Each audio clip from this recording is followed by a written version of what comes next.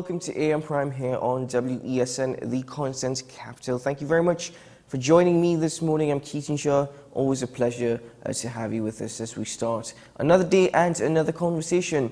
Well, my first guest this morning, he's no stranger to the spotlight, and we're pleased to welcome him to WESN once more. He is the political leader of the National Transformation Alliance and the former Commissioner of Police, Captain Gary Griffith. He's with us via Zoom. Good morning.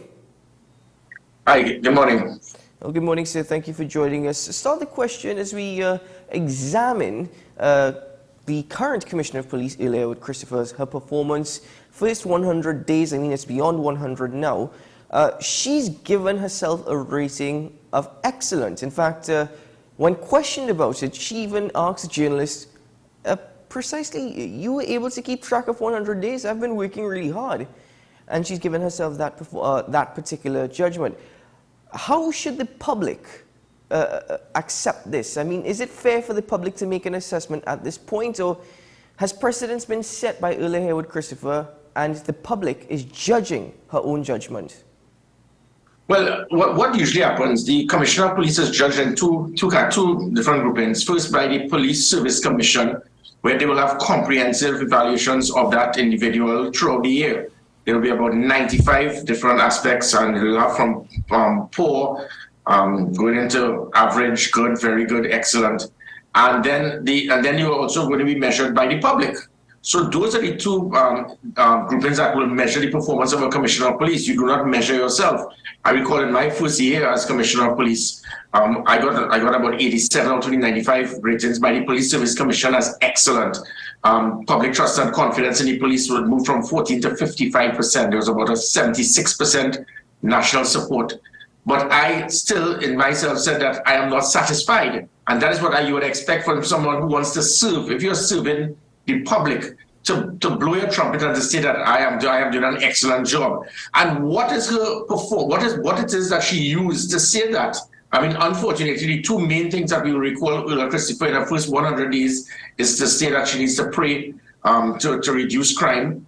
Then we have also a different, now trying to give yourself an excellent rating. I think it is unfortunate. It seemed that she was virtually ambushed by the media, and that is where you have to be very careful. When it says you have to do impromptu speaking, you have to be very careful because these things can come back and haunt you. Airlink Christopher needs to be very cautious of what she says and spend more time in trying to do what is required, which is to reduce crime, but also to instill public confidence and trust, not just in her, but the Trinidad and Tobago Police Service. The 100 days, I mean, these things will be very difficult. It is difficult to transform turn around what she received from McDonald Jacob. It was the highest crime rate, the highest spike in crime in the history of Trinidad and Tobago. That is what she inherited. I said that what she promised will be impossible. It will take a while. It took me a while because for 4 years before I became Commissioner, there was a gradual rise in crime. So I couldn't have done that overnight. It took me about 16 months before you started seeing the massive decline in crime. So she needs to have proper systems and not just to come up with crime plans and just give it to the Minister of National Security, which is really computerized statistics, but coming up with proper systems to measure performance of those under her command and have deliverables and have operational policies to ensure that they can be implemented to reduce crime. Mm-hmm. Well, given what you've suggested, especially with the runaway crime rate inherited by her from former Commissioner of Police, McDonald Jacob, as well as the fact that it's very difficult to get things done overnight. 100 days is not a lot of time. Is it now unfair for the public to lay judgment? Oh, no, I agree, but what you say and do in that 100 days, it is good. They'll remember you. On day one, I said from day one, I do not want a honeymoon period, and that was confirmed. That's what she needs to do. So this thing about asking for a honeymoon period, you're not the measurement of you as a Commissioner of Police should not be based on you transforming and reducing crime overnight, especially if it is what you inherited before. I inherited a system where under Stephen Williams, crime was gradually increasing, and he was blaming society, the community, the politicians. He was praying as well, and that's why the public did not condemn me because the crime rate was high in my first year. But what it is, they were looking and understanding that I was putting on different policies, doing things from the National Operations Center, the Commissioner's Command Center, the Operational Command Center, GPS tracking on vehicles, gender-based violence unit, online reporting, app reporting, emergency response patrol, special operation response team. Almost every 2 or 3 days, you'd have been seeing a policy, you'd have been seeing something happening. And that was from day one. 100 days have passed and there's nothing that she has done or achieved or said to say that there's going to be something different. So it's not so much of the results you need to see to try to measure her, but what it is that she is doing. You can't just be in automatic mode and expect there to be a change. So if people see that there are things that you are doing and you're trying to be proactive, you're trying to think out of the box, then the public is going to appreciate that, okay, we're not going to see crime going down overnight, but at least there are things are happening. In the first 100 days, nothing has happened. There's been no change, nothing different to what McDonald Jacob was doing. No new units, no new policies, no new systems, nothing. So if nothing is happening, you're not going to see, it's going to be very difficult for the public to believe that there's going to be a change, whether it's 100 days or 100 months. Do you believe that her suggesting that by June she'd like to reduce murders here in Trinidad and Tobago, which is about 2 weeks away actually, depending on what part of June you want to lay judgment upon. Do you think that in itself has created the situation where public judgment is going to be far greater and public trust and confidence is actually going to be lower? Because even after saying that, the murders compared to last year is higher. Yeah, and again, she's trying to say things, and people actually try to buy into it. They say, yep, good, well done. But why June? Why not March? Why not October? Why not next year? You can't just come up with a month, and because people are going to hold you to it. And when that time arrives, they're going to point fingers at you. I was very, very cautious when you speak. You have to be very careful. I never gave myself a timeline because, as I said, it took me 16 to 18 months for there to be a turnaround. Because what I inherited from Stephen Williams was a disaster. What she inherited from McDonald Jacobs is the same thing. So to just automatically say that you're going to turn it around within a few months. Now, granted, it should be easier for her because I inherited 4 years of a gradual increase. McDonald Jacobs inherited the highest reduction in crime in 17 years in Trinidad and Tobago. The lowest number of murders and violent crime, no kidnapping, no home invasions. The public trust and confidence in the police was the highest. And somehow he managed to take that and transform that into the highest spike in crime and now the lowest public trust and confidence. So she now needs to, as I said, she now needs what she inherited from McDonald Jacobs, she needs to turn it around. But to just jump and say June, she never gave any justification to give any system for people to believe, well, we understand why you say June. What it is that she knew that is going to cause criminals to peg back. What is the deterrent? What is the high visibility? What is the rapid response? What is the product of opportunity that is going to be diminished to ensure that criminals will no longer commit crime? She has done nothing. She has said nothing. She has implemented nothing. She has established nothing. So you're not going to see the difference. I said it from day one. I said, not so fast, sir. It's not going to happen. It is impossible, especially if you are not making any changes. You're doing the same thing that Jacob was doing. And if that happens, then you're going to get the same results. Unfortunately, my quick point on this is we have something called criminologists in this country. And our media loves to contact criminologists. It's the only media in the world, out of about 230 countries, we contact criminologists to speak about law enforcement. Criminologists know nothing about law enforcement. Their job is to understand the cause of crime. But we contact them every single time as it pertains to measure the performance of the commissioner. What are your crime plans? What is your view pertaining to abolishing jury in courts? And unfortunately, they gave their views based on perception, old talk, and personal view. And some of them said, yes, we believe that she's going to do it. And those things would affect the public because they believe and buy into the fact of these criminologists who speak just on the top of their head with no data, no research, no interviews, no empirical testing. And these things, unfortunately, can affect the public because they're expecting something in June that is just not going to happen. Mm-hmm. Now, with respect to the Commissioner of Police's crime plan, her 2-year crime plan, which includes the dismantling of gangs, as well as trying to clean up the streets of illegal guns and ammunition. I mean, have you seen anything thus far, at least since this plan was stated, in your eyes, because there's a lot that may be happening behind closed doors and we're not entirely aware of it, but have you seen anything thus far which suggests that the 2-year crime plan is actually being implemented and we are seeing better, more efficient and effective policing? No, unfortunately, it's just the opposite. Because what happened under McDonald Jacobs, he politicized the Trinidad and Tobago Police Service. There were 22 persons of substance who were instrumental in that in the highest reduction in violent crime in 17 years in this country. And he fired every single person, the 20-odd persons. He dismantled all of the things that I mentioned. And because of that, the criminals saw the product of opportunity. So what she has stated, there's nothing that she has said that this is what is going to cause the turnaround. So as I said, when I said there's going to be a turnaround very soon because the criminals are going to be pegged back. We're going to take the fight to the criminals. We're going to make life difficult for them.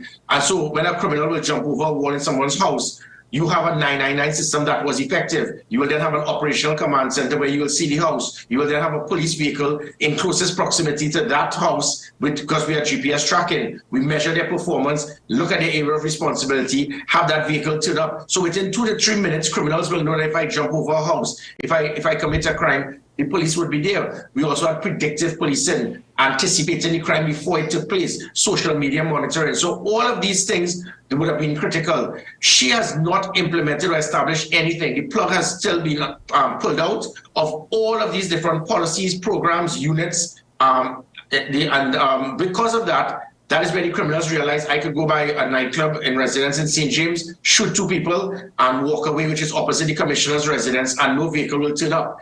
This is what has happened. And unfortunately, the reason this has happened is because McDonald Jacob, based on pettiness, not understanding technology and modern day 21st century policing, pulled the plug on all of the 100+ policies, units, systems we put in place. And the criminals thought, hey, it's back to the old days. She needs to now not politicize national security, not politicize crime. And so far, she's not doing it. Because if you look at her first major statement in this country, it's about legal firearms. So after getting her 1-year extension, it seems that she is now the puppet of the politicians. Her political employers have given her an extension. And the only thing that you could discuss is about and make a misleading, false, mischievous comment to say that there were 100 crimes committed by legal firearms. So let me clarify that quickly. We have 20,000 serious crimes a year. So that in that 10-year span, we're talking about 200,000 crimes. Out of the 200,000 crimes, she decided to pinpoint 100 crimes by legal firearms. Most of those 100 crimes she spoke about would have been by law enforcement officials and security officers in security companies who lost their firearms, had negligent discharges, and so forth. So you package 100 to give the impression of, wow, we really have a problem with legal firearms. In my 3 years, not one was lost, stolen, used for a crime, and half of those were given to law enforcement officials. 100% of all of the murders committed by firearms under her watch have been by illegal firearms. Yet she had the audacity to put her focus and emphasis on legal firearms because this was the political ploy by the government in their desperate bid to see if they can try to discredit my character, and it just backfired because it were all lies. That is why the court decided to tell a prime minister, hey, pull up. You were irrational in your actions with that audit report, and it's not to go to Parliament because Parliament is the one place you can lie and not be sued. So she has used the same audit report by 3 individuals, 3 civilians who were so clueless not even to speak to me. So you make up all of these fancy numbers and you use that now instead of putting the focus and emphasis where it should be, which is what I was doing, dealing with illegal firearms. And if she does not do that and she tries to pull the political line, then we are going to see again continued increase in crime. Well, I've actually gotten used to it and try my best not to take on statistics. So if I have to, I always take them with a pinch of salt. But is it that you're suggesting that the failures of earlier with Christopher is because of McDonald Jacob? Is he the reason behind everything that's going wrong right now, knowing that he's no longer in office? In fact, she's there for quite some time. And by extension, that earlier with Christopher is no different to McDonald Jacob. She's just basically, in the most respectful way, a copy and paste form. Well, let me explain. When I got into the Trinidad and Tobago Police Service, it required massive transformation. It was the old school type of policing. Put lots of officers in stations. They just sit down, wait for something to happen. And this is no fault of the police officers. It took me a while, a year, to transform the police officers to understand about that pride, to change, to do customer service training, for them to appreciate technology, understanding why it is we are measuring your performance, making you accountable, GPS tracking your vehicles to see how fast you respond to a crime scene, making sure you stay in your area of responsibility, making sure that we work closely with the PCA, having systems for you to have easy access to the public through 482 Gary, online reporting, app reporting, that 999 system that when you dial 999, within seconds someone will answer your call. Those things worked, and the police officers started appreciating it and realized, wait, now the public is starting to like us. Young children wanted to be police officers. The police service became the most liked, trusted, and respected of all arms in the public service. That took a while, but and again, it had to do with leadership, of trying to transform the mindset of police officers, and they did it, and they appreciated it. McDonald, Jacob, and Earl Christopher, unfortunately, nothing against them, but they're old school. Their job is to wear the gabardine, stay behind a desk, and come up with nothing new, nothing dynamic, nothing out of the box. So they do let's look at test cricket. They are Chandler Pauls of commissioners of police. They stay in their crease, they will bat all day, and at the end of the day, no runs on the board, but they'll come back out to bat the following day because they have done nothing wrong. You have to be dynamic, you have to take risks, you've got to be adventurous. And they are not, and that is what Earl Christopher unfortunately is. It's the McDonald, Jacob, the Stephen Williams type of policing. But you can't blame Earl Christopher. She did not put herself there. I have tried to Tobago, rather than us condemning Earl Christopher. Earl Christopher placed 22nd in 2018 when they had the applications for Commissioner of Police by qualified experts. They had a UK expert who was instrumental in selecting 17 commissioners around the world. When they measured her performance in mock media conference, interviews, essays, and so forth, she placed 22nd. She got 52% to my 82. In 2021, she got 74% to my 94. Politics played its part. The Prime Minister, who handpicks a president, she then decided to handpick 5 individuals in a new police service commission because the previous one resigned in disgust because of a Prime Minister's interference in the meritless fiasco. And then when that happened now, you see this president selected, a financial accountant and a speaking consultant to evaluate who could be the best commissioner. So a lady who placed 22nd, this police service commission placed her first. So Earl Christopher was really imposed on us by an incompetent police service commission because we are now hiring civilians with no training in law enforcement to pick who they want, and it could be very well political. So we need to support Earl Christopher, not condemn her, because this is the best she can do. This is the best you're going to get. You're not going to get much better. And unfortunately, it was because the police service commission, by and large, they should resign because of their failure and their incompetence in how they handled the last merit list. So Earl Christopher, again, is the old school. All I can say is I hope that she can replug, reboot, the same way I did with Keith Rowley. I offered to help her. I do not need anybody to know. I could guide her, explain to her what could be done to peg back the criminals. Excuse me. She has not yet responded in the same way as McDonald Jacob. If she decides to do the Keith Rowley thing and say, well, you're not one of us, it's my time now, the country's going to pay the price. I think you're being a bit unfair to Chandler Paul with that comparison. But, you know, I see that it still bothers you that you're not in the position of Commissioner of Police anymore, and you've made your arguments exactly why. But at what point is it time for Gary Griffith to let go of the fact that he's no longer there and actually focus more on the National Transformation Alliance, a political organization and party as which he's formed? Well, it is all part of it. Remember, it's all part of serving. It's all part of governance. The concept of governance and leading is to serve persons, and that is what I am doing. When last would you hear a politician say to us, I am willing to help you, the government, and you are in the position, and if I help you, it may benefit you and cause you to stay in government. That is the type of leadership you're seeing, and that's what the NTA stands for. Not about playing politics, not about seeing how we can find time to discredit those who hold office, but be willing to help them. So when it is national security, education, health, the economy, we have the people, the programs, the political will to assist. And we do not want the government to fail. I do not want Keith Rowley, Earl Christopher, or anybody to fail if they hold office, because it is their responsibility to serve the country properly. So it's not a matter of letting go. If it was letting go means that you just give up, you don't care. Because the thing about it is I don't need a job, I don't need a work, I don't need an appointment.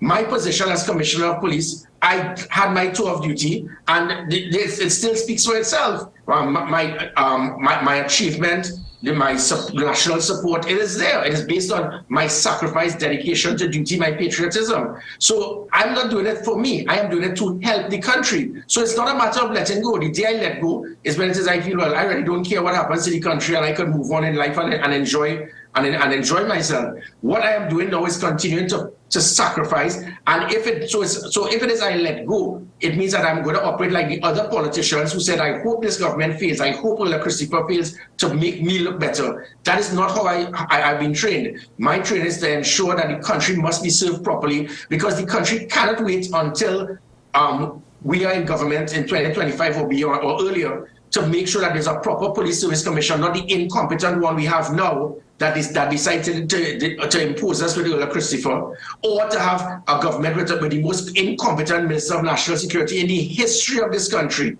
And because of that, in the meantime, until then, the country will be drowning in blood. So that is why the country has never seen politicians stating, Prime Minister, you are failing. We look at the track record of what we have achieved. We are willing to help you to make your life easier. And you as a Prime Minister stating, in a nutshell, my ego, my arrogance, my hatred, my political bias has priority over doing what is better for the country. And if the country drowns in blood because of it, so be it. My hatred and bitterness for you because you are not one of us is more important. And that is sad. That is indicative of the character and the personality of the individual. So if the day I let go is the day that I have lost that right to be able to say that I am prepared to serve my country and serve you, and I'm asking you all to give me that opportunity. Well, a final question to getting back to earlier with Christopher. You've worked with her professionally.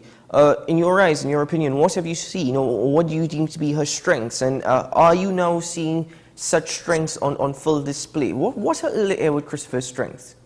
She has spent 30 years behind her desk. She's an excellent administrative person, just like McDonald Jacob, just like Stephen Williams. Asking them to come out and understand the concept of strategies, policies, tactics, law enforcement.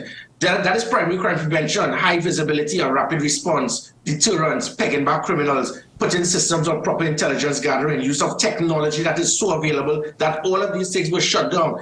Kidnappers did not understand how in God's name are we in a house pulling a victim and special operation response team will break down into the door, arrest us. That never happened in Trinidad and Tobago before. When we had the kidnappings, the job of the police was to pay the ransom money and hope that the victim will return. We were cracked the ground that even North America started understanding, wait a minute, you all actually have dashboard cameras on police vehicles with real-time video footage being fed back to an operational command center. NYPD didn't have that. So, I mean, with those things that have taken place, it was Ola Christopher, they don't understand that type of new modern day policing. So she's good administratively. That is her job.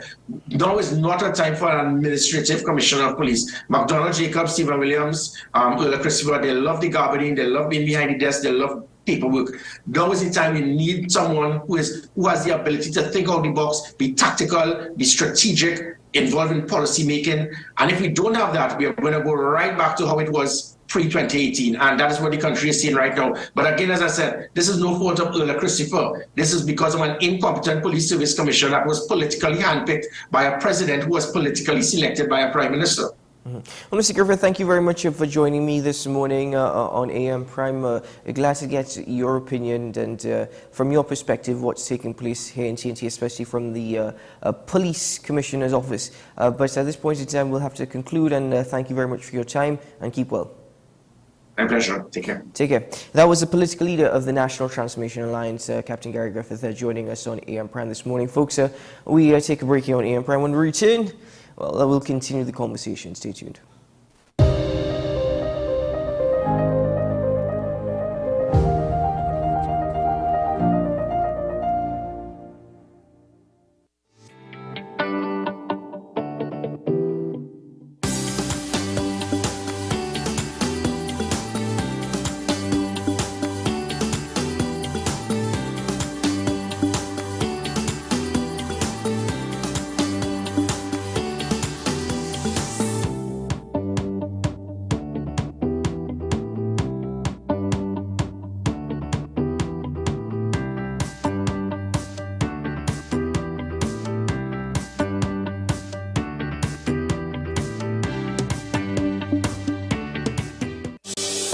Join me, Dr. Nalini Kokram, on What's Up Doc, where we discuss all your burning questions concerning health.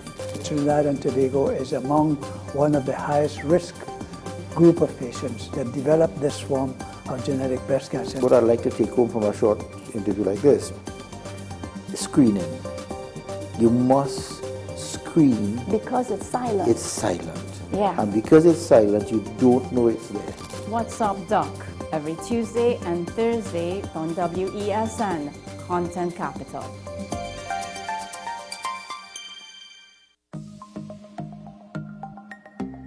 Knowing how to tell authentic is as easy as 1, 2, 3. Find it, match it, search it. Step 1. Find the style number on the tag. Step 2. Match the style number inside the jersey with the number on the tag. Step 3. Search it. A quick Google search of the style number will verify the jersey is authentic when the search results match the jersey being searched. Don't be fooled by counterfeit jerseys. Before you buy, remember to find it, match it, search it. Fan Zone, 2 locations nationwide. Center City Mall, Chaguanas and Movietown, Port of Spain. Nationwide delivery available. With society plagued by a host of issues, with debates surrounding our urgent concerns falling short, with questions of our future not always being answered, the conversation continues. Join me, Kemuel Pascal, as the voice of the youth comes to life. We will confront the controversial topics of today's world to gain answers that are key for a better tomorrow. One and One with me, Kemuel Pascal. Wednesdays at 10 a.m. Only on WESN, Content Capital. North Coast Jazz and Heritage Festival.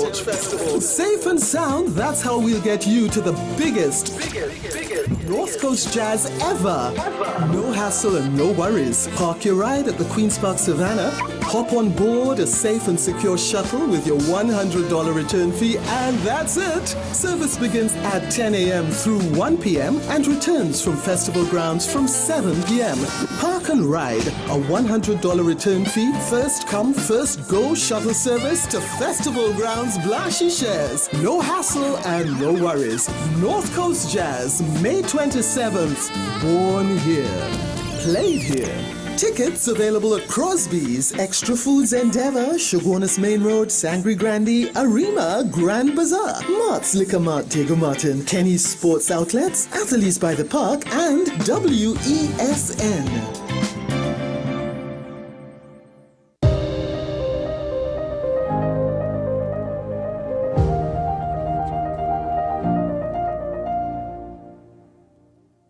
Welcome back to AM Prime here on WESN, the content capital.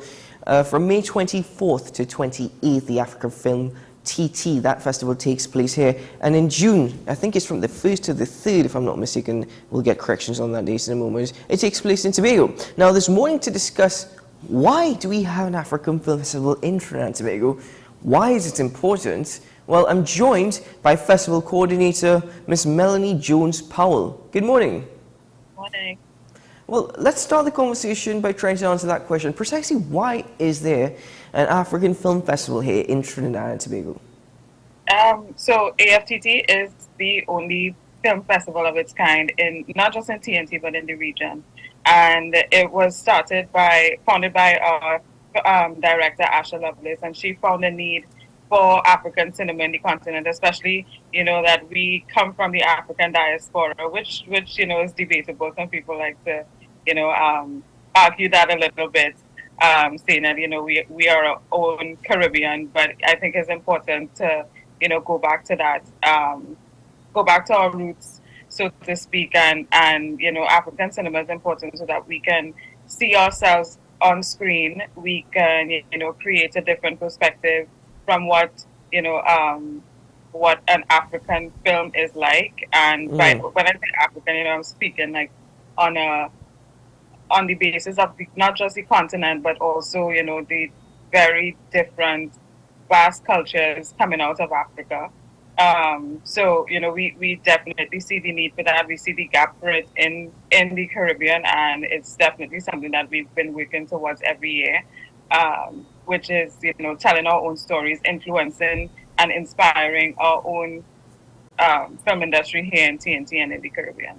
But how does the African film industry actually reflect on Caribbean culture, in the sense that if Caribbean culture has evolved, why is going back to our roots such an important measure that should be undertaken? Right. Okay. So, that's a good question. And, it's so interesting that we have a panel discussion about that at our festival, in collaboration with the Black Consciousness Festival. It's actually called Roots and Belonging. So Roots, ROOTS, and Roots, ROUTS, and it talks about where we try to discuss, our purpose as a multi-ethnic society, and what that means for us as a people moving forward, where we've come from. And so, that's funny. I kind of feel like, you saw that on the website and now asking that question, but that's good. If that's the case, that's really good. So that's definitely something that we're going to be exploring this year as a part of the festival. Well, the good news is, though I've looked at the website, I actually didn't see that. Precisely why I asked the question. But in that same sense, I think you just mentioned this. If we could elaborate a bit more on the different components of this particular festival. So this year, since the pandemic in 2020, we've decided to not change the festival, but expand it in a way that accounts for more of the younger generation. And so we've included an art exhibition, which is called AfroVibe Art Exhibition. This will be the third year that we would be curating this exhibition. And it's also curated by an artist. Her name is Chanel Ambrose. So we showcase the work of young emerging artists from Trinidad and Tobago. So that's one aspect of the festival, and that runs from the 25th to the 28th. It's absolutely free. All are welcome. You can come and view the art, purchase the art, and support the artists. Another thing that we do have is industry events. So we partnered with ICNTT to have a bridge session. And as the name suggests, it's about connecting and creating connections with Africa and the Caribbean. So this is going to be facilitated by a UK-based industry executive, I would call him. His name is Fellow OK.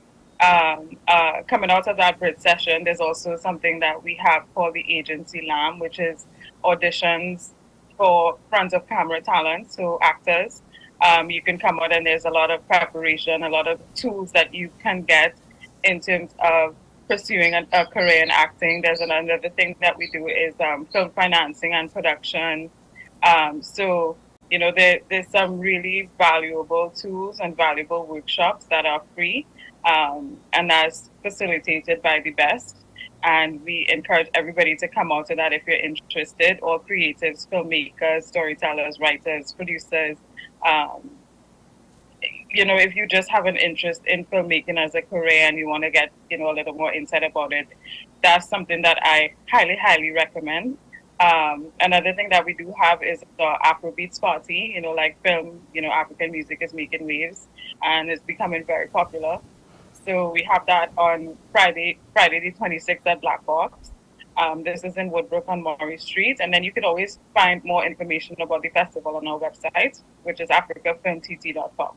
So the way the film festival seeks to have a greater relationship, a better understanding of our cultural roots and our cultural ties, is it also, based on what you suggested, the hope that it would lead to greater value as well for entrepreneurs here in Trinidad to develop their skills, to develop their talents, and perhaps by extension have a Trinidad and Tobago Film Festival in Africa? Absolutely, yeah. The whole point or the premise of the film festival is about exchange.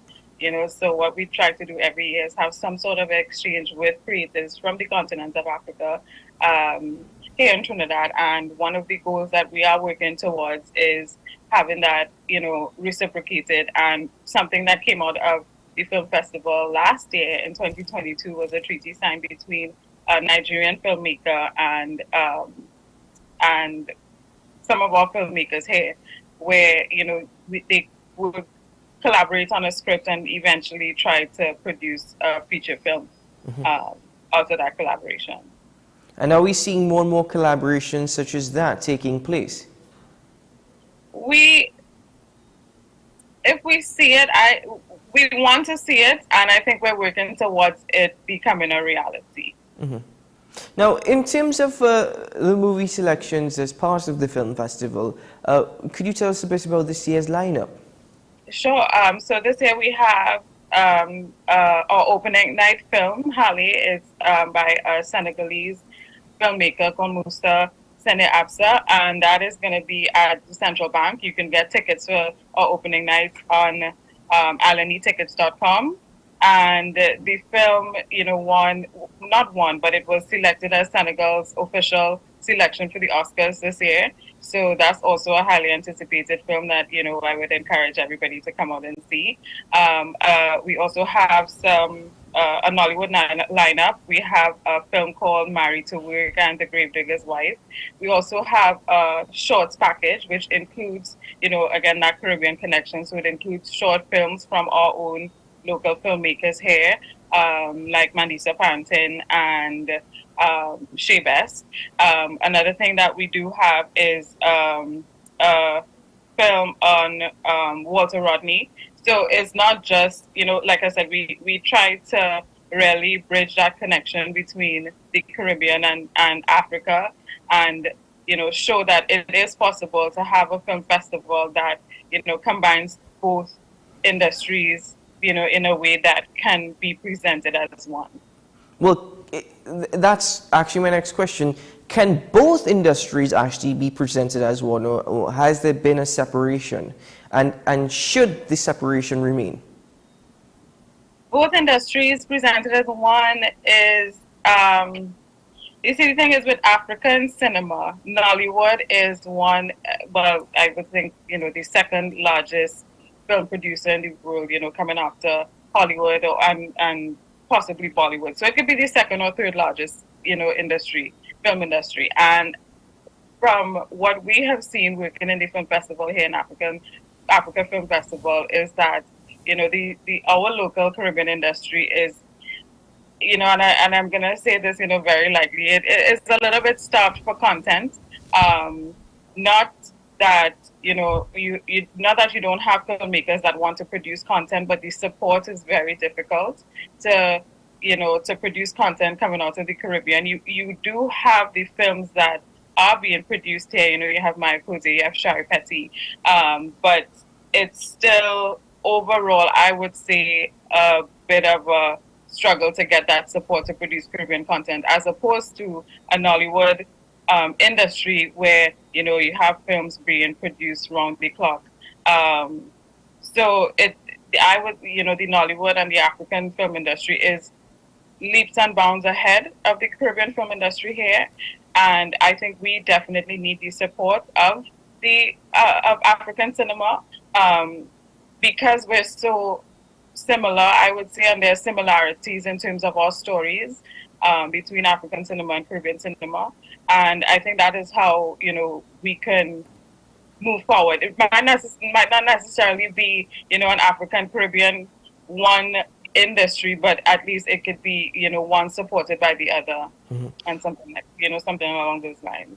Now, not to stray too much from this this topic of the African film TT, but I'll be very honest with you, I'm actually enjoying this conversation to the extent that how far one film festival can take us in terms of exploring where the Caribbean is and where we can go. And in terms of that Caribbean film industry, do you think that because it's not taken seriously, because there is a lack of content, that the potential hasn't been fully realized? I mean, could there even be a Caribbean film industry which makes a greater impact globally? Yeah, so I will not say that there's been no support. I know Film TT has been supportive, and they also, they've been taking initiatives to promote film, to also promote, Trinidad and Tobago as a location to film. And And, so they have some really good initiatives and some really good programs and workshops where they try to support. But at the end of the day, it's still a work in progress. We still have, very far to go when it comes to supporting culture and the arts in Trinidad and Tobago, especially. And I think I lost a little bit of of my train of thought. But yeah, I think we still have a long way to go in terms of Caribbean cinema. And Ms. Lovelace and yourself and the rest of the team are doing your part to ensure that we find our way there, and we're all grateful for that. In terms of this, how do we even go about selecting films to showcase at a film festival such as the Africa Film TT, simply on the basis that if there's so many films coming out, but we're trying to have a deeper connection, a deeper understanding of our roots, how do we just even go about trying to select or understand this is the best film or films to showcase at this festival? Right. So our festival founder, Asha Lovelace, is the most qualified to program our films. She's the Caribbean Secretary for FESPACO, which is a film festival out of Burkina Faso. And that festival takes place, I think, is every other year. Within that festival, you have selections from different countries in Africa, and they're excellent films. And so they're also some of the films that win awards at FESPACO are the films that we would want to program and screen here at Africa Film TT. So she actually goes to Burkina Faso, attends the film festivals, and she will, make her selection from there. We reach out to the filmmakers, we negotiate screening fees, and we support the filmmakers in that way by actually paying to, film. We don't use film freeway, even though we have no issue with it, but we have a lot, I would say, more of a hands-on programming approach to the film festival where, Asha would like to see what film, and, it just has to make sense for the festival here as well. So that's how we go about the selection process. Do you have a favorite pick in terms of what is your favorite film at this year's festival? Yeah. My favorite film will be the opening night film, Halle, and like I said, I do recommend everybody, as if you're interested in film, interested in African cinema, to come out and see it at Central Bank on May 24th at 7 p.m. Well, Miss Melanie Jones-Powell, Festival Coordinator, thank you very much for joining me this morning on AM Prime to share with us what's happening, the importance of it, and that invitation you just issued to the public. We do actually have the trailer for this year's events, but as we get into that particular video, I want to thank you once more and wish you all the best. You guys are doing a fantastic job. I think, as mentioned off, it's 9 years now. This is the 9th year. And we look forward to more to come and the impact that you all are achieving. Really excellent work. Thank you. Take care. Well, ladies and gentlemen, now let's take a look at this trailer for the African Film TT 2023.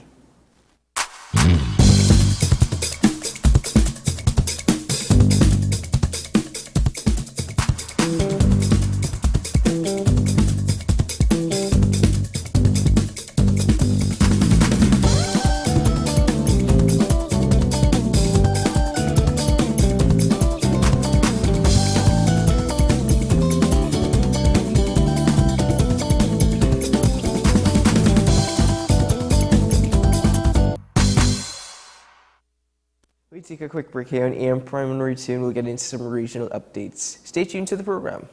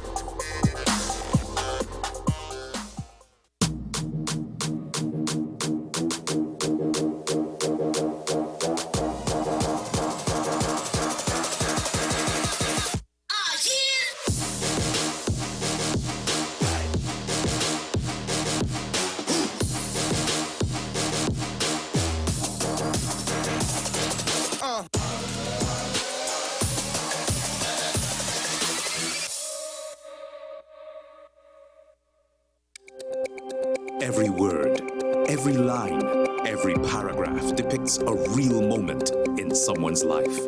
A father, a sister, a mother, a brother. We at Newsday are dedicated to you, the people, and through independent, unwavering journalism, strive to always bring your stories to life. Because your stories are more than just words. Newsday, independent and credible. FanZone, your reliable, authentic supplier, has just gotten better. You can now visit our website www.fanzonett.com for your authentic wear and collectibles. The only place where you can use both your Visa debit and credit cards. Visit our website fanzonett.com to make your purchase today. Take some time for yourself or spend some time with the family at Sandy Point Village Hotel. Enjoy our various studio and suite apartments, self-contained with their own kitchenettes and Wi-Fi. We also have our famous 100-foot swimming pool and our beachfront restaurant, the Steak and Lobster Grill. And our location in Crown Point puts us near the center of activity from the nylon pool to the local nightlife. Call us and make your reservations at 639-8533, 389-2378 or email us at sandypointvillagehotel@gmail.com.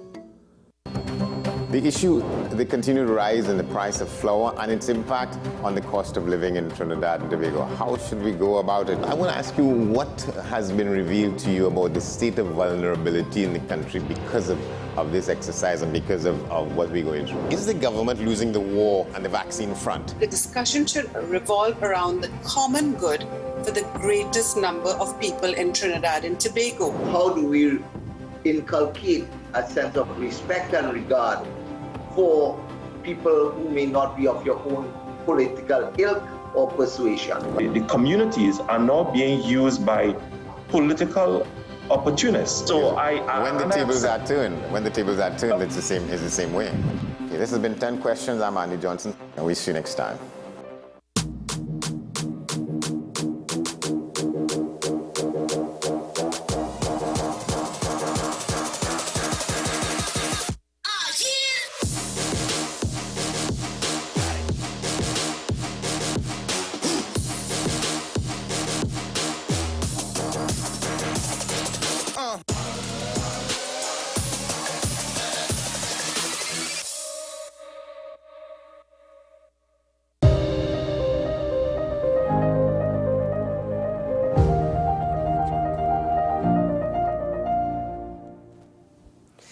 Welcome back to AM Prime. We just have a quick regional update to share with you as salary negotiations across the Caribbean region following the opening of sectors as COVID-19 lockdowns. Just bear in mind we're still in a pandemic. Lockdown measures actually throughout the Caribbean have been lifted. Salary negotiations, given the economic status of, well, I guess everywhere, has begun. Now, we've heard from Antigua and Barbuda, but now in Ghana there's been greater focus on the education sector, where President Dr. Mohamed Irfan Ali has announced that the government is working to deliver, according to him, comprehensive packages for teachers across the country. He noted that the package would involve teacher pay adjustments and sustainable housing solutions. Let's take a look at this report coming from Ghana.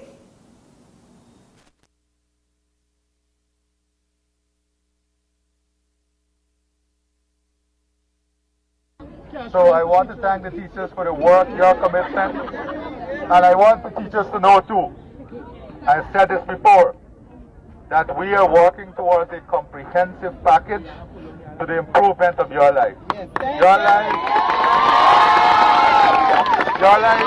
life is not only about salary, it's a comprehensive package that must be able to give you good housing, sustainable housing, allow you to provide for your children, and for your children too, to have a great future and great opportunity. I just had some brief words with the headmistress. She's right here. And she mentioned to me that there are some immediate needs that you have in the school. One is some computers for your lab. So the second one is the PA system. And the third one is the furniture.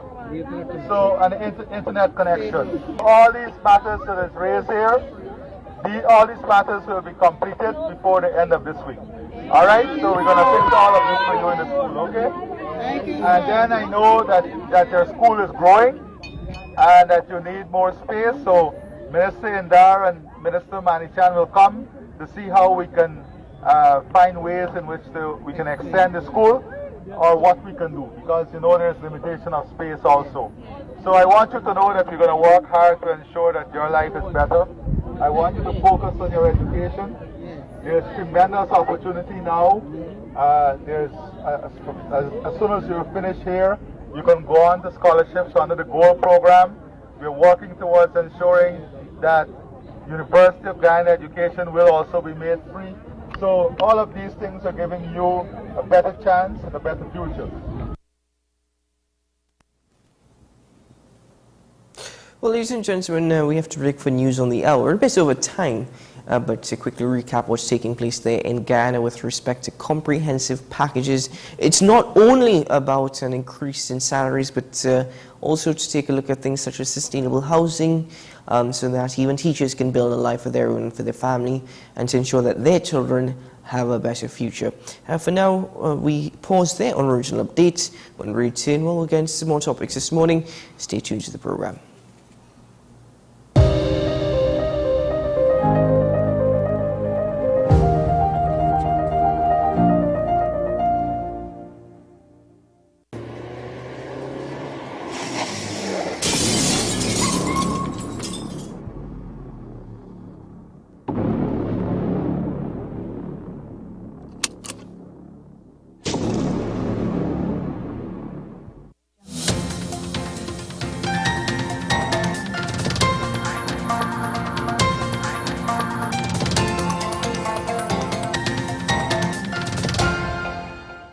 Here's your WESN News on the Hour. I am Denise Martin. Thanks for joining us.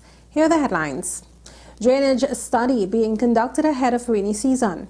Weekend exercise nets 2 suspects and a shotgun. Regionally, UN chief urges international response to Haiti's spiraling crisis. And internationally, global executions in 2022 at highest rate for 5 years. Now for the details. Works and Transport Minister Rohan Sinanan says a strategic drainage plan is being pursued to prevent severe flooding from recurring this year, as had happened last November. He provided this update via Senate on Tuesday. The Ministry of Works and Transport has been pursuing a strategic drainage plan with the Andean Development Bank, focused on the review and update of existing studies and the development of studies in new areas. As part of this process, stakeholders are consulted and feedback analyzed in the development of proposals. 2 suspects were arrested and a shotgun seized by officers during intelligence-led anti-crime exercises over the weekend. An Operation Real Steel exercise was conducted on Saturday in the Southern Division, during which task force officers proceeded to the San Fernando, Princestown, and Marabella districts. During the exercise, officers arrested a 26-year-old man of St. John's Village and a 35-year-old Princestown man for possession of marijuana. Officers then proceeded to West Bayshore, Marabella, where they conducted a search of the mangrove area, which resulted in 1 shotgun being found and seized. In regional news now, UN Secretary-General Antonio Guterres warned on Monday that Haiti's tragic situation is threatening the security of the Caribbean region and beyond, as he pressed the international community for a response. Guterres spoke after meeting behind the closed doors with Jamaican Prime Minister Andrew Holness in his first visit to the island, which comes more than 3 months after Holness announced that his government was willing to send soldiers and police officers to Haiti as part of a proposed international armed forces deployment. Guterres noted that no other country has stepped forward despite the plea from Haiti's Prime Minister and other top officials last October for the immediate deployment of an international force to fight a surge in gang violence. In international news now, the number of executions recorded globally in 2022 was the highest in 5 years, as several Middle Eastern states ramped up their use of the death penalty, Amnesty International says. A total of 883 people are known to have been put to death across 20 countries, marking a rise of 53% compared to 2021, according to the group's annual review. Iran, Saudi Arabia, and Egypt alone carried out 90% of those executions. Well, that was your News of the Hour on WESN. I am Denise Martin. Thanks for watching.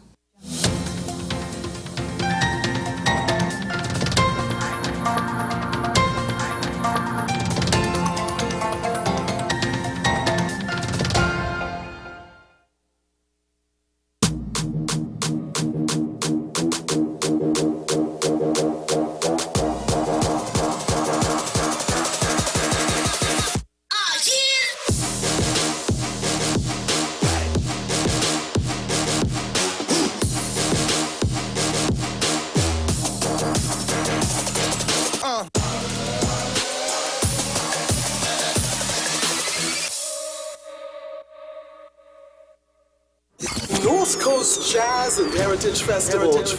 Safe and sound, that's how we'll get you to the biggest North Coast Jazz ever.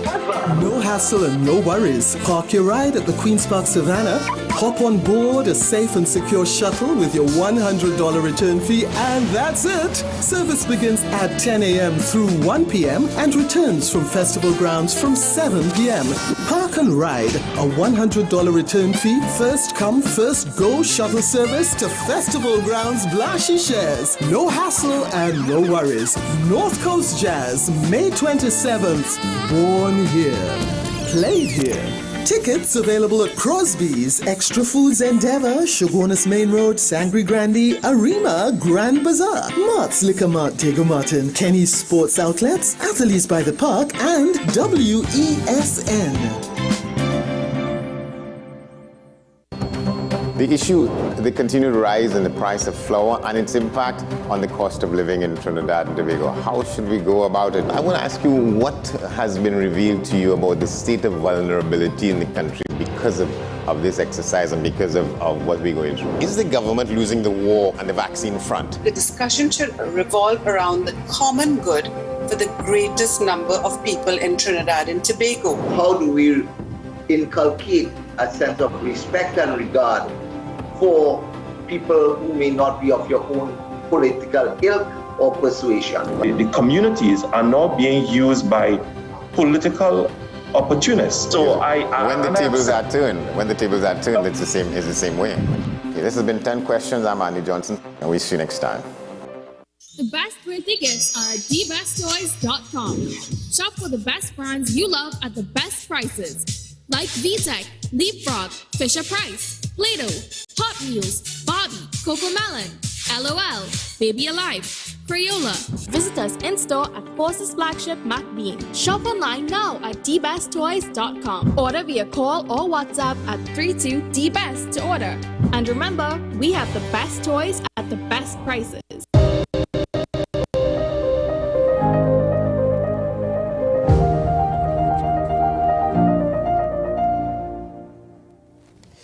Welcome back to AM Prime, and thank you for staying with us. We now get into our next topic.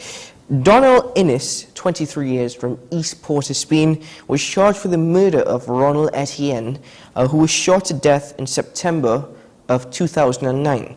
Now, Innes waited nearly 14 years for his day in court. On April 21st, 2023, a Judge Carla Brown Antoine found Innes not guilty of murder from a judge-alone trial. It took 11 more days for the DPP's office to drop some of the gun charges that were against him related to that murder, and to entangle the situation with his bail and other gun-related charges. On May 2nd, Innes finally walked out of prison and is a free man, now 37 years of age. Well, we have Mr. Innes on the line with us this morning. Good morning. Good morning. Well, thank you very much for joining us. Let me start the conversation by simply asking you, what was your life like before being arrested for what was deemed a murder, of which you were then found not guilty of. Describe to us the life that you lived prior to your arrest.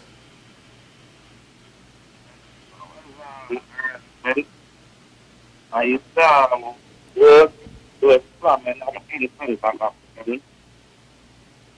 I was a normal life. No. Yeah. I'm sorry, Mr. Innes, we can't hear you too clearly. Your volume is a bit low. Are you able to speak a bit louder? Okay, hold on. Hold on, huh? Yeah, hello? Yes, we can hear you better. If you can just start again.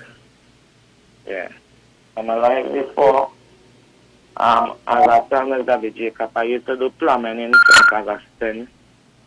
And I know I'm alive before. And then I quit plumbing because the money was kind of little bit. It wasn't enough. And up into selling marijuana for a living because I live in the ghetto, you know. I will be truthful to you know. Yeah, of course. And after selling marijuana, I got mixed up with certain friends and things, bad company, you know. Because in the ghetto, it's not perfect. It's kind of hard in the ghetto. After I get mixed up with certain friends, I start to get mixed up with the law. I guess I've got a case charge I shooting behind someone, but I was innocent because the case come and drop after. Then after I got caught up for this murder. So the life before was kind of ruggy, up and down, you know. Average ghetto youth. Now, what were your charges? You were arrested for murder, but according to your story, there were multiple charges stemming from that one case. Well, yeah, what has gone? When you charge murder, right? So the system charge you for murder, and it's a shooting murder. Automatically, them just give you a gun charge, a shooting with intent, ammunition charge. Even if them in hold you with nothing, automatically these charges will be added on to you. Because them they say you had a gun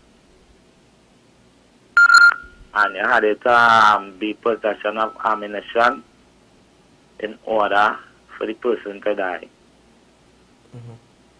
In order for the person to die, you say. Let me you said that how, prior to your arrest, you were selling marijuana for a living. I'm not hearing you, sorry. I said you were not suggesting that you said that prior to your arrest you were selling marijuana for a living because life was difficult. You probably got into the wrong crowd. Do you think because you got into the wrong crowd that your name was being called, that statements were being said about you, that you were the one that pulled the trigger when Mr. Etienne was murdered? Yes, I will say that because Etienne had the ups and downs with the crowd who I used to be with, so them suspect somebody from the crowd had killed him. So yes, I will say that. And is it that when the police arrested you, were there any witnesses who gave a statement, or was it just word of mouth? No, it had a witness give a statement. Later on in my case, I find out a witness had give a statement one time. But the person who the witness gave the statement concerning had come and died some days later. So, like, before, when the thing now happened, the person who gave the statement called somebody else's name. And 2 months after, the person who was incarcerated, who called my name, well, them went with his statement and disregard the person who gave the statement at first. Now, ended up in the system trying to have your case heard. But, you know... sorry, pardon? You tried to have your case heard after being in the system. Describe to us that journey over 14 years of trying to have your case heard before a judge, even trying to make it to court. Well, that journey is... all I could say, in jail I'm not really happy. It's supposed to be innocent, proven guilty. But it's more like you're guilty and you have to try to prove you're innocent. And trying to prove you're innocent, it'll just take a long while because I served in prison almost 12 years. Or, no, sorry. Almost 10 years before I got a date to go High Court.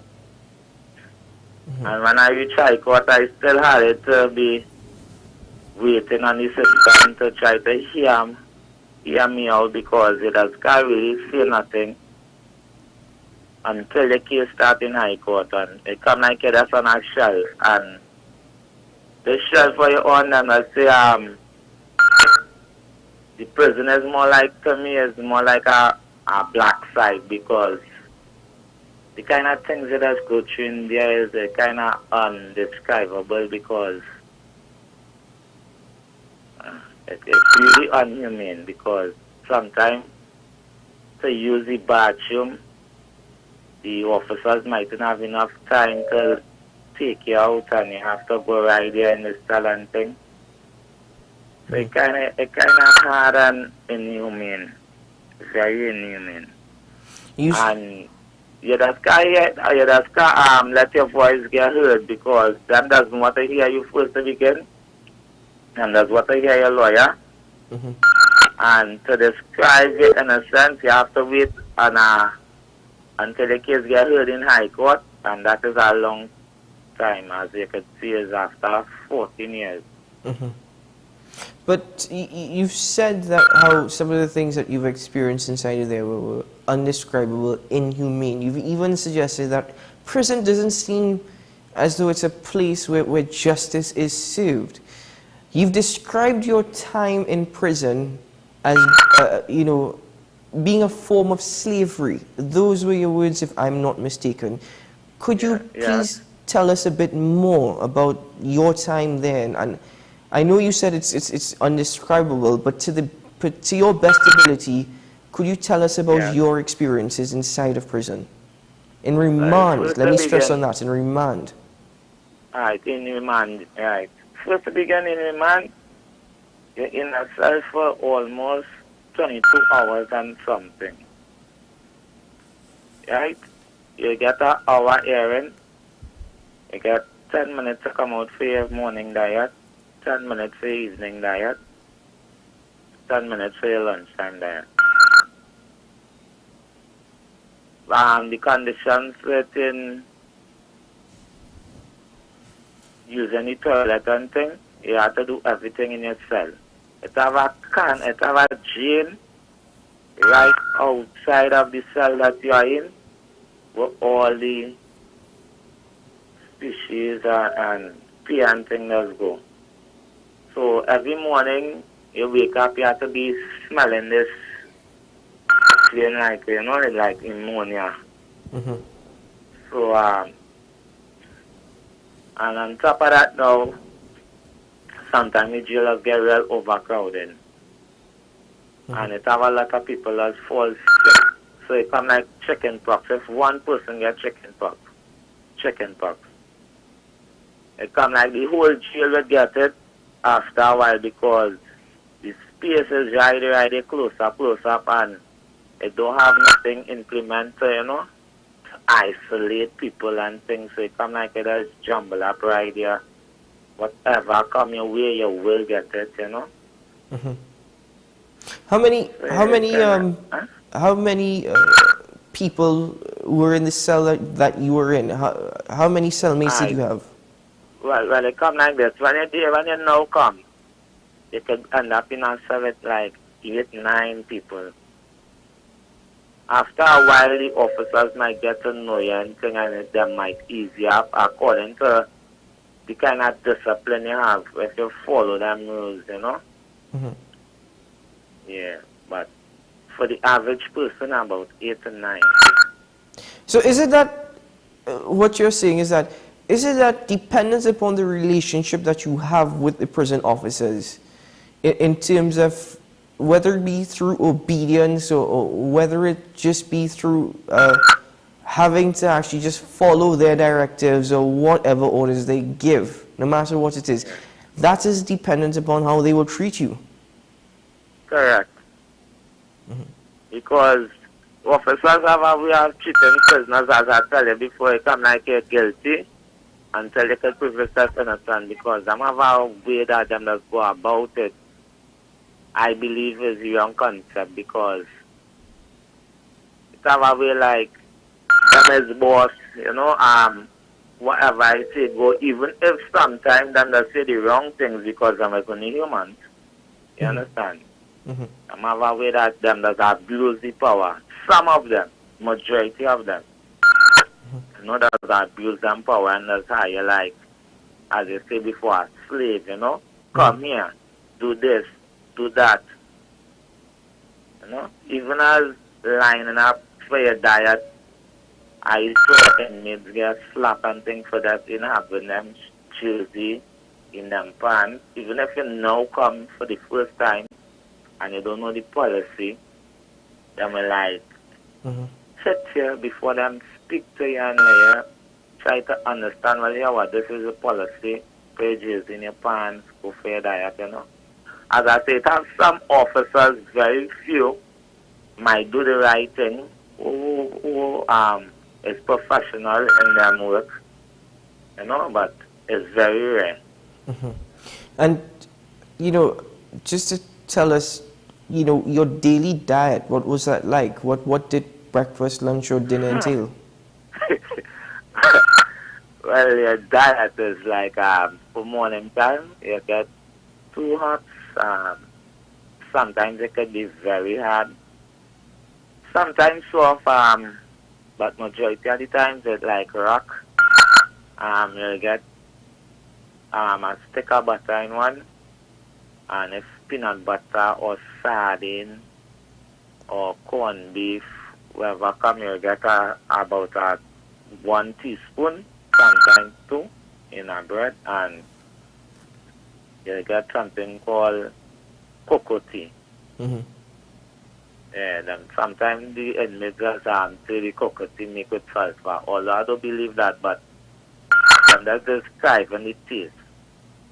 At lunchtime, you will get a cup of rice with, even if they bring dal, lentil, peas, something called pinto beans, you will, red beans, anything, you will get about a half cup of peas and whatever meat them bring. Well, I never used to eat meat, but there's some strange looking meat in there sometimes. Them tell you is mutton and whatever. But sometimes for evening diet is the same routine as morning. 2 bread, whatever, stick of butter or whatever, and you'll get something called Bmobile. And for the average prisoner who do not have the same thing, this is really hard to hold you up through the day, because then the evening diet, it's supposed to be dinner, you're collecting that about 3 o'clock, after 2, 3 o'clock. And after you eat that, you have to go through the whole night with just water alone. If you're the average prisoner and you don't have no family to support you and things, to go in the canteen and buy all those fancy things. So, Now, that I will say is failure. There was some positive out of this, and I can't believe I'm actually saying that, because yes, it have positive out of jail. It's how you decide to go with it, but within the system and doing your case, it have negative in that. Mm-hmm. But it have positive out of it. Well, you know, based off of the story that I've read, the positive out of it is you becoming a part of the Debbie Jacob, Wishing for Wings, yes, debate debate class. team. Yeah. Tell us about how you got into that. You even said that you've got into Bible studies. You even started learning CXC, English and history, making furniture from PVC. You know, speak to us about that particular journey that you would have undertaken whilst in remand. Right. Well, to start with, them start to say to get rehabilitated, you have to be convicted, because you could only fix a problem what them know you did. But as I reminded, coming from a background, as I tell you, a background as I was selling marijuana and thing, although I wasn't guilty, I always saw myself as getting rehabilitated, because at the end of the day, I went in jail as a youth man. So I said, well, I'm not going to sit down and waste my time and thing. And it had these mentors used to come in and teach us certain things and things. So I decided to go any class I can go. I put in down my name, you know, no matter if it's school even, and I know I'll pass that position, I still put down my name, I go in there. And I met this lady called Miss Debbie Jacob, and she was real patient with us.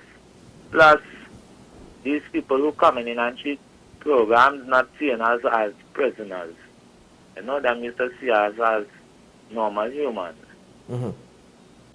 And Miss Debbie Jacob taught me a lot, because I cannot even make a proper sentence.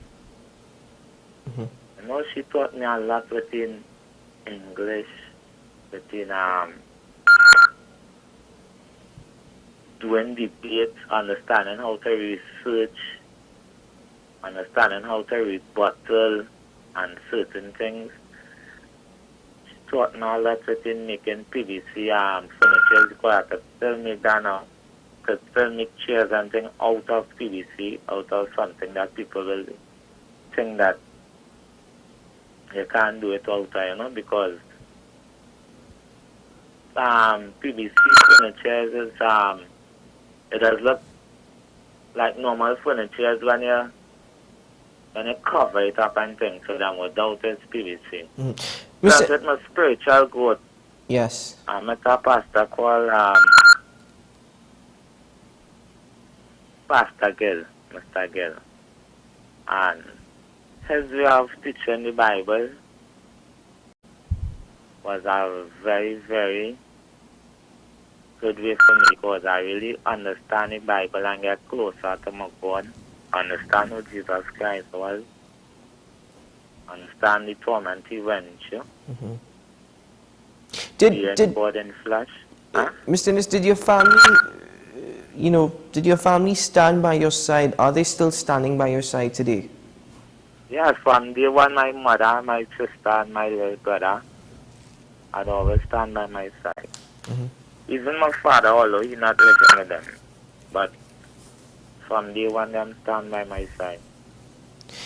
Now, you've also said that when you were leaving prison, you didn't have that traditional celebration or raucous. In fact, you even requested that... I'm not saying you, sorry.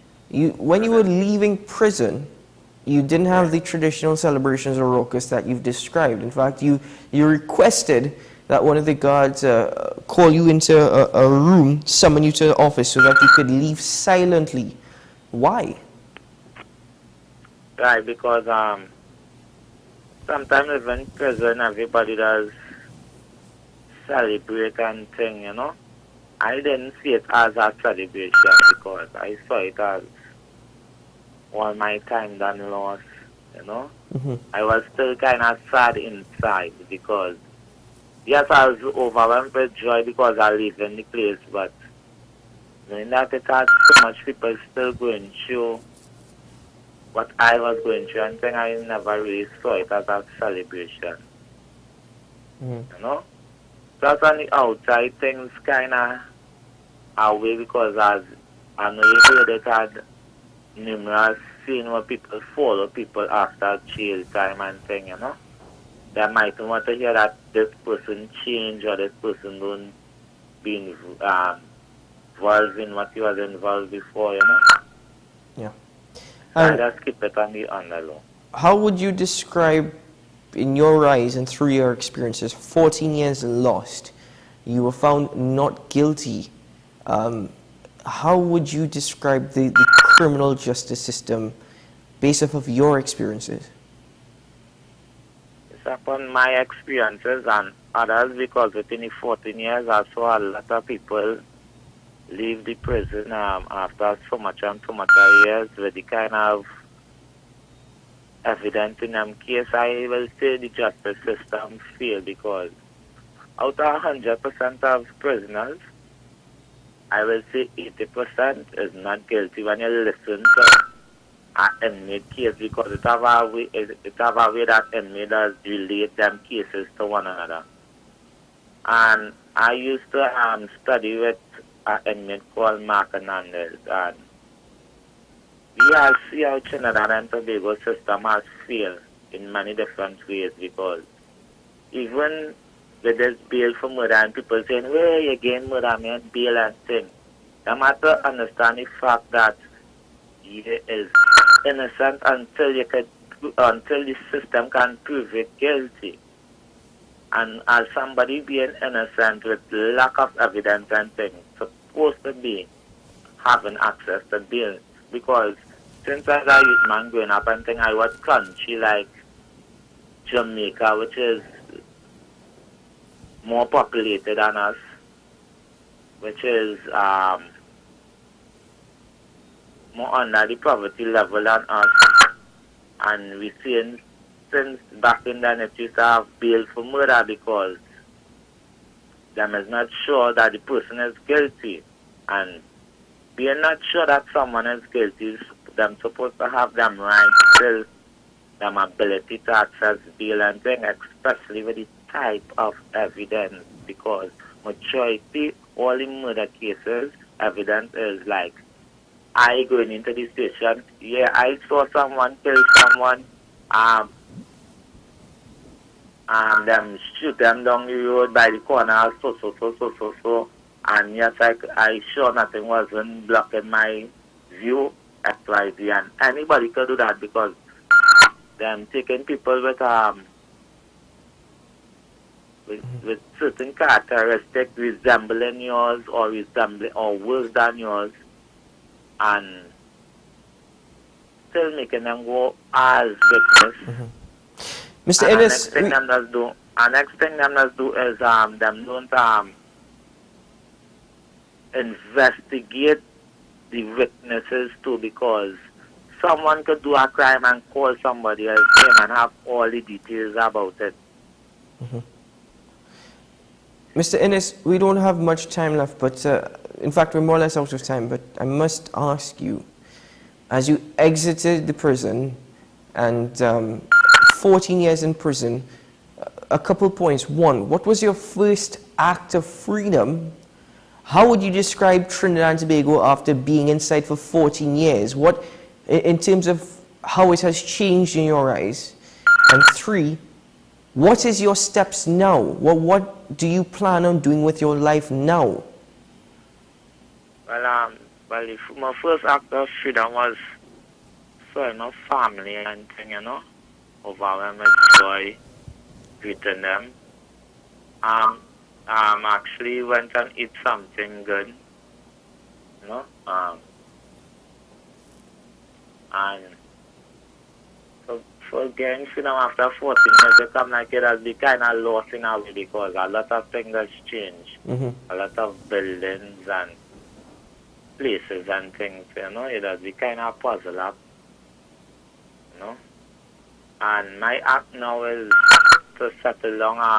I went and see about my ID card and thing, and I looking to apply for work, someone going and help me to get a government work, and no, that's to mind my family and thing, because before I enter prison, I had a baby on the way, and that child don't even know I am her father, you know.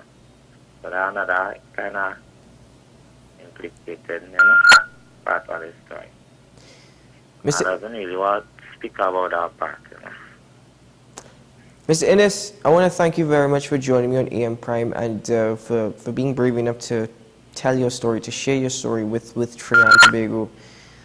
You know, I'm sorry that you've lost 14 years, but the mere fact that in that space of time, you also utilized it, whether it be learning how to debate, how to rebuttal, you know, learning English and history, Bible studies, but even now wanting to make a change and a difference by just focusing on getting your life on track, getting a job.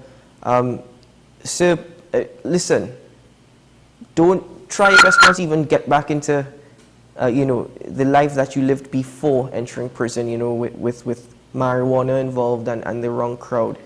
You have a tremendous story, and I'm grateful that you're willing to share it, and I'm hopeful for you, sir, and I'm wishing you all the very best, because I know you can make a change, and I know it's going to be good. I know that certainly your life is going to be different now, but in the positive sense. I hope for that, sir. Yes, thanks very much. I believe anyone can change, though. Yeah. Certainly, Mr. Innes. Take care. Keep well. Yeah. Ladies and gentlemen, that was Mr. Donald Innes, 14 years in prison.